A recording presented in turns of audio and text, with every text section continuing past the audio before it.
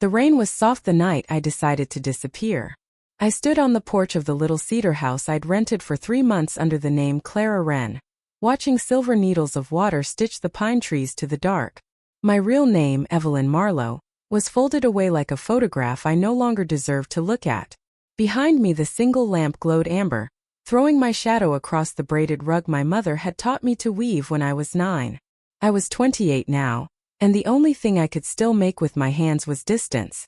Somewhere in the city I'd fled. Men with pale eyes and colder smiles were still looking for the witness who vanished.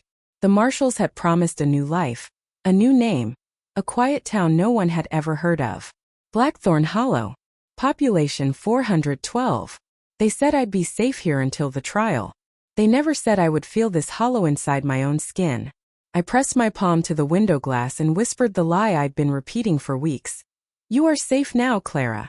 Then the howl came low, rolling, closer than any wolf had a right to be in these gentle Georgia hills, and something inside my chest answered it with a tug so fierce I nearly cried out. The sound wasn't pain. It was recognition. The rain kept falling, but the night had just opened its eyes and looked straight at me. Days began to blur like watercolor left in the weather. I took the library job because books don't ask questions, and Mrs. Hattie, the head librarian, believed loneliness was a curable condition. I shelved mysteries and romances under the watchful gaze of a stuffed owl someone had donated in 1973, and every afternoon at 4:30 I felt it again, that prickle between my shoulder blades, as if the air itself leaned in to listen. I told myself it was only nerves. Then came the morning I found the single white camellia on the circulation desk. No note, no water in the vase. Just the flower, luminous, impossible in November. When I touched the petal, warmth flooded my fingertips like I'd laid them on sun-warmed skin. That same afternoon the sheriff's cruiser rolled slowly past the library windows 3 times. I caught only a glimpse, broad shoulders, dark hair curling against a tan collar, mirrored sunglasses that gave nothing back. Yet something in the deliberate way he drove, as though the town belonged to him and he was simply checking that it still did, made my heart stumble. I laughed at myself later, alone among the stacks. A man in a uniform was the last thing I needed. But that night I dreamed of running barefoot through moonlit pines while golden eyes kept pace beside me. Never close enough to touch, never far enough to lose. He came into the library on a Thursday carrying the smell of rain and wood smoke. I was on the ladder reaching for a returned copy of Wuthering Heights when his voice drifted up, low and steady as distant thunder.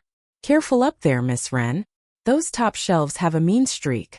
I looked down and forgot how to breathe. He wasn't wearing the sunglasses now. His eyes were the color of stormlit amber, and they pinned me gently, curiously, the way a wolf studies something it has decided not to chase, yet. "Sheriff Kane Blackthorn," he said, tipping his hat just enough to be old-fashioned.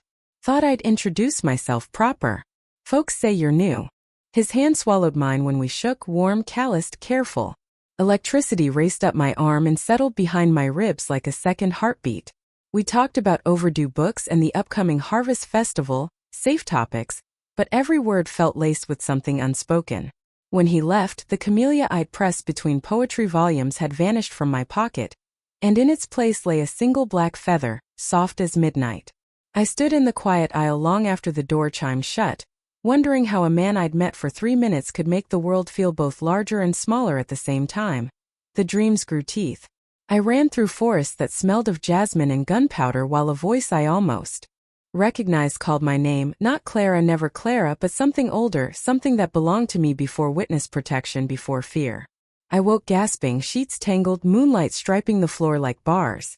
Then the coincidences began. Every place I went, Kane was already there or had just left. A coffee cup still warm on the diner counter, boot prints in the mud outside my door that were too large, too deep, ringed with claw marks no bear ever made. I found myself watching for his cruiser the way sailors once watched for stars. One night the power went out across the whole town. I lit candles and tried to read, but the wind rattled the windows like it wanted in. A knock came, 3 measured raps that silenced even the storm. Kane stood on my porch, rain dripping from his hat brim, eyes glowing faintly, actually glowing, in the candlelight spilled through the open door. "Just checking," he said quietly. "Storms make folks jumpy." I should have been terrified. Instead I stepped aside and let him in, Because the alternative was admitting I'd been waiting for him all my life without knowing it. We began to orbit each other like twin moons. He brought firewood when the nights turned sharp. I baked cinnamon bread because he once mentioned his mother used to make it before she passed. We never spoke of love. We spoke of everything else: constellations, the proper way to fry okra, the scar on his left hand shaped like a crescent moon. Each conversation peeled away another layer of the careful loneliness I'd worn like armor. One evening we walked the old railway line under a sky full of falling stars. I told him about growing up in a house where shouting was the only volume setting. He listened the way mountains listen to rivers, patient, ancient, unmoved yet completely present. When I finished, he reached over and tucked a strand of hair behind my ear, fingers lingering just long enough to brand me. "You deserve gentle things, Evelyn," he murmured, and the use of my real name in his mouth was both betrayal and benediction. I didn't ask how he knew. I was too busy trying not to lean into his hand like a cat. Later, parked outside my gate, he rested his forehead against mine and whispered, "There are things about me you need to understand before this goes further." His breath trembled. So did mine. We stayed like that, breathing each other in, until the dashboard clock said midnight and the space between us felt sacred. He told me on the full moon. We drove out to the old silver mine where teenagers went to dare each other and lovers went to be alone. He cut the engine and sat silent so long I thought he'd changed his mind. Then he turned to me, eyes molten gold, and said, "I'm not entirely human, Evelyn." The words should have sounded ridiculous. They didn't. He told me about the pack that had guarded these mountains since before the Cherokee walked them, about the curse and the gift intertwined, about the night he was forced to take the alpha bite to keep his little sister safe from something worse than death. When he spoke of the hunger, not for flesh, never that, the pack had rules older than scripture, but for the one soul meant to balance his, I felt it rise in my own chest like a tide. "The wolf chooses once," he said, voice raw. "And mine chose you before I ever laid eyes on you." Then he showed me. Moonlight poured through the windshield as his bones shifted, graceful as water, until a massive black wolf with Cain's sorrowful amber eyes sat where the man had been. He laid his head in my lap, trembling. I buried my fingers in his ruff and cried for both of us, because destiny had found me wearing someone else's name, and love had arrived wearing fur and fangs. Safety and truth became enemies. The marshals called, trial date moved up, they needed me in 2 weeks. At the same time, rogue wolves scented the alpha's new weakness, an unmarked human mate. They came at dusk, shadows sliding between trees, eyes red as fresh blood. Cain sent me to the safe room beneath the courthouse with a kiss that tasted like goodbye. I heard the fighting through the vents, snarls, yelps, the wet sound of bodies hitting earth.